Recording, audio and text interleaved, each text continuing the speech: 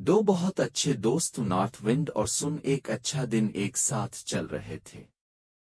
اچانک ان کے درمیان جھگڑا ہو گیا۔ کون زیادہ طاقتور ہے؟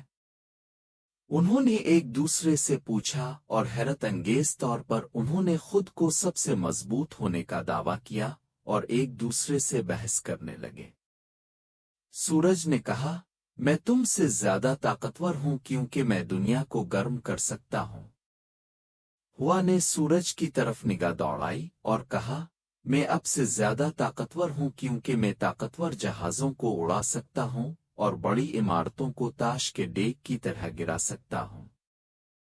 اپنے دلائل جاری رکھتے ہوئے دونوں نے اپنی طاقتوں کا مظاہرہ کرنے کی کوشش کی اور خود کو دوسرے سے زیادہ طاقتور ہونے کا دعویٰ کیا۔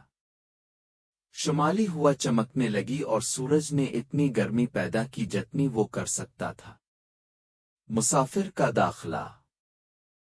جب وہ ایک دوسرے سے بحث کر رہے تھے، ایک مسافر پوشاک میں لپٹا ہوا سڑک سے گزرا۔ انہوں نے ایک دوسرے کو دیکھا اور آخر کار ایک نتیجے پر پہنچے۔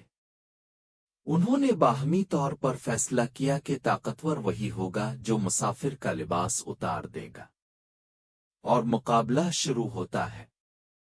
نارتھ ونڈ کو اپنی طاقت کا مظاہرہ کرنے کا پہلا موقع ملا۔ اس کی تڑپ کے ساتھ مسافر نے پوشاک پر اپنا قابو کھو دیا۔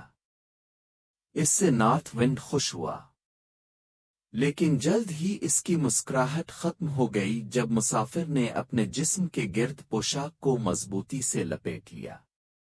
مسافر پر ہوا کا شدید حملہ۔ اب نارتھ ونڈ نے بہت کوشش کی اور سختی سے اڑایا، لیکن جیسے ہی نارتھ ونڈ نے مسافر پر جتنا ہو سکے حملہ کرنے کی کوشش کی، اس نے اپنی پوشاک کو اپنے جسم کے گرد زیادہ مضبوطی سے لپیٹ لیا۔ پھر نارتھ ونڈ تھک گئی اور سورج سے اپنی طاقت دکھانے کو کہا۔ سورج چمک رہا تھا اور شمالی ہوا مسافر پر اپنی طاقت ظاہر کرنے کی کوشش کر رہی تھی۔ سورج نے اپنا سر تھوڑا اوپر اٹھایا اور نارتھ ونڈ کو ایک مسکراہٹ دی۔ اب سورج چمکنے لگا۔ اس سے مسافر کو خوشی اور سکون ملا۔ اپنی مہربان اور نرم گرم جوشی سے مسافر نے جلد ہی اپنا لباس اتار دیا۔